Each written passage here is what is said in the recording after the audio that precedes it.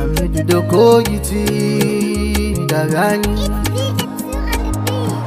Malitandoro dezabachi amidana Supa otage bege obianikina Mayagwa ebobo mi bianikina Baby baza fi mi mana mi de ba woman Ega katu ti yo nalo suma Laji igire tolozu mi ga kuomo Uku yere daga gibi yere mama Ela wolo itidi kashi wajisuya Tu fami bo Ibi loruka ede fifura benone Mami nana ega jifibode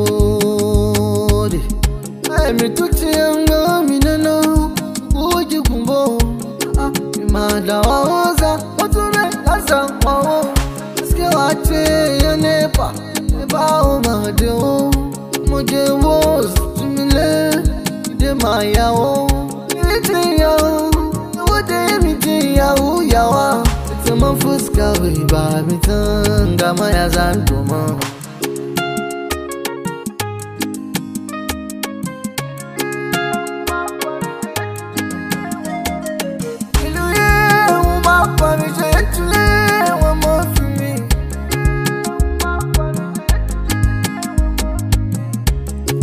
Batamba kendo yuado shina Upailo suma kendo ide do shina Akawo gada sami ma ina yishina Akawo yotuga mibo ina yishina Aka ganyi tuni umagba Nimefa ngombe oina wa mituga mina Chacha gasuye Agashina yibona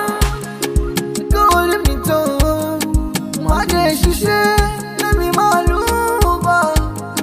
Ni walo, let me maluba. Ni emo.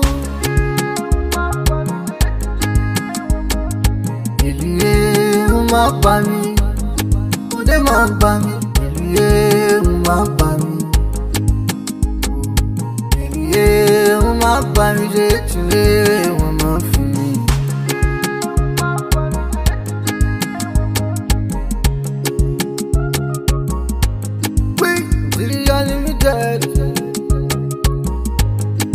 Amidu doko giti